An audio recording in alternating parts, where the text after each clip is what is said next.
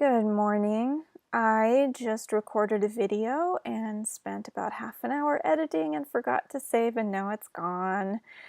So we'll try again. And actually, probably now that I've done it once and had all that practice with what I wanted to say and how I wanted to edit it, maybe this will be faster.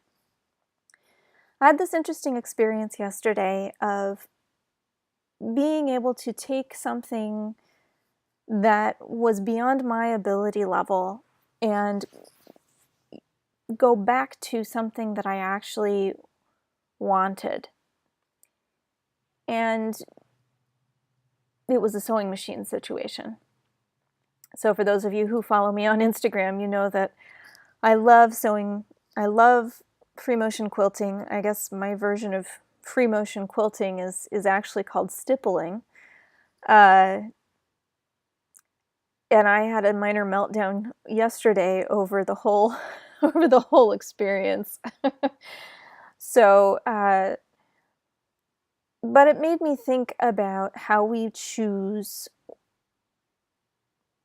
our futures or our careers or our vehicles or our sewing machines, and how our society is really set up for us to constantly be getting something that is more expensive and more complex and more difficult for us to manage or maintain or troubleshoot at home without the help of an expert that we have to pay for.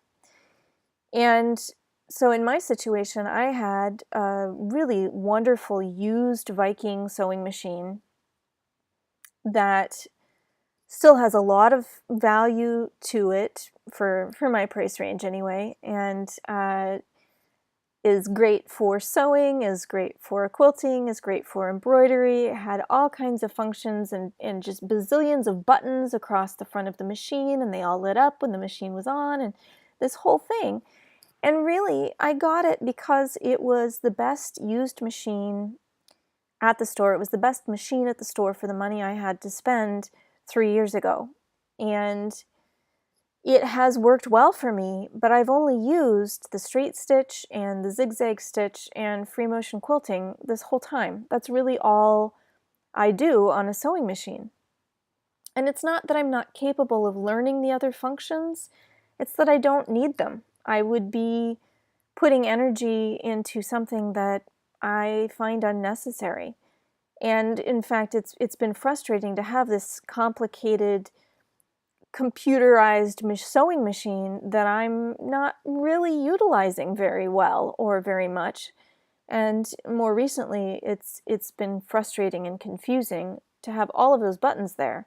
When I'm focused on free motion quilting, I'm really having to pay attention to the movement of the needle and my hands, and I don't really want to reach up and stab the wrong button in the middle of that process, in the middle of sewing something that is almost finished, and ruin the whole thing. And because those buttons are so small on the machine that I have had, and there are so many of them, the likelihood was actually getting pretty high that that was going to happen. And so on the days that I'm not at my best, I tend to avoid sewing. And I'm finding that frustrating. So I actually went to the sewing machine store with the intention of trading that machine in for something much simpler, much less expensive, much fewer functions. And the people at the store were really baffled by this and concerned by this because they felt that I was trying to get a machine that was worth less than the trade-in value on the one I was handing over. And our entire economy is built up of, on the concept of making more money and getting something more complicated every time you make a purchase.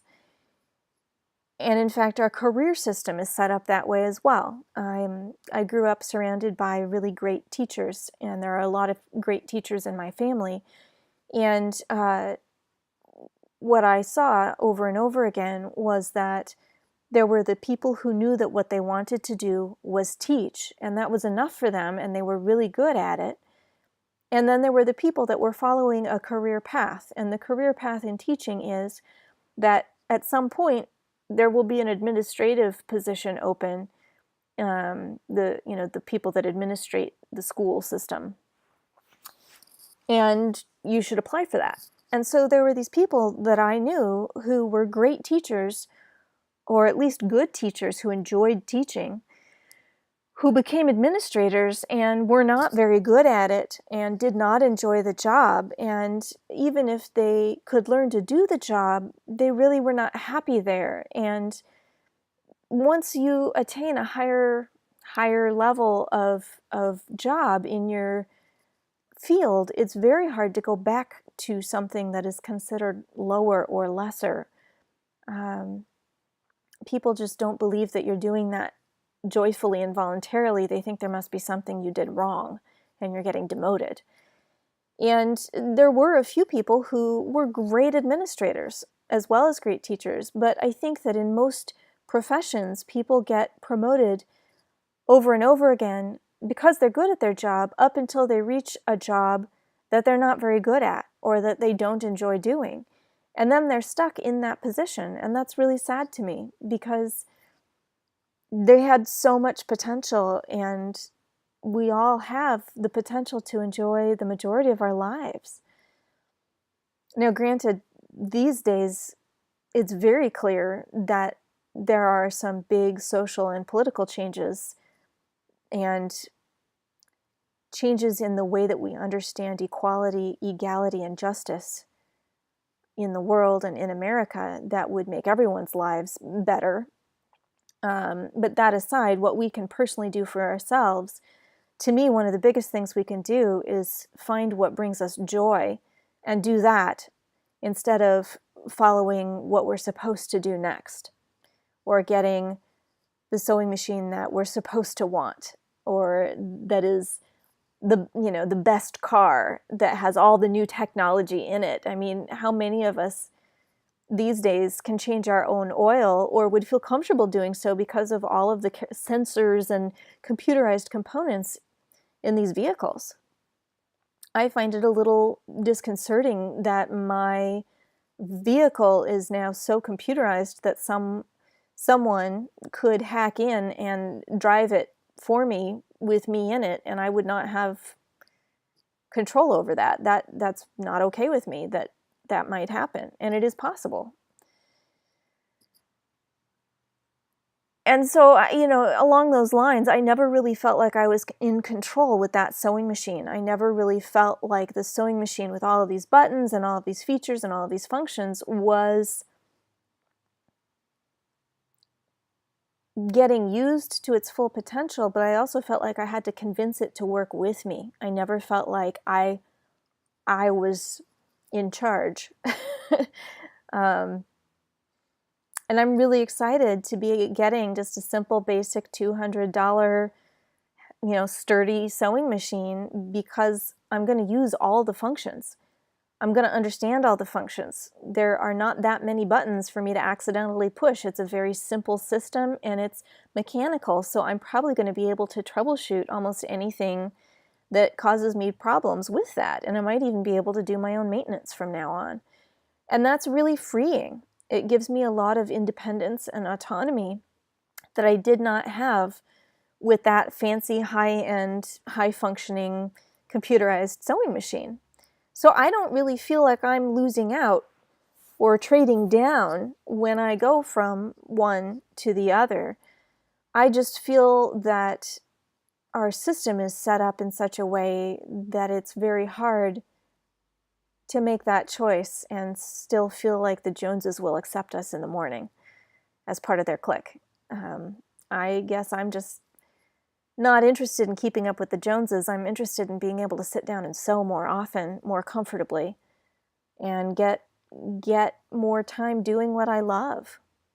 And I don't love pushing buttons and swearing at my sewing machine and worrying about, am I, missing out, or, I really want that sewing machine to go to somebody who will use and enjoy all of the functions that it offers, because that's the best use of that sewing machine. Me, I've got something that can do straight stitch and zigzag, and I think I've just figured out it can do the free motion quilting, which is what I really want it to do. And I'm thrilled. That's all I need. And now I'm not going to be so anxious when I sit down and have to, push all the right buttons and do all of the right incantations. Is that the word I want? You know, I don't know how to say it better than that. But what I would love for you to take from this is the opportunity to sit down and really look at your career path or your food choices, or what kind of dinners do you make for your family, and what kind of car are you choosing to drive, and is it the thing you're supposed to want, or is it the thing that you actually enjoy making and driving and doing, and is it really worth what you're paying, not on the open market, but to you? Because we pay a lot more than just money for our things. We pay time, we pay maintenance, we pay worry. We put a lot of energy into ownership. And I would rather have that be joyful energy and not anxiety. I wish you well on your journey, and I look forward to talking with you again soon.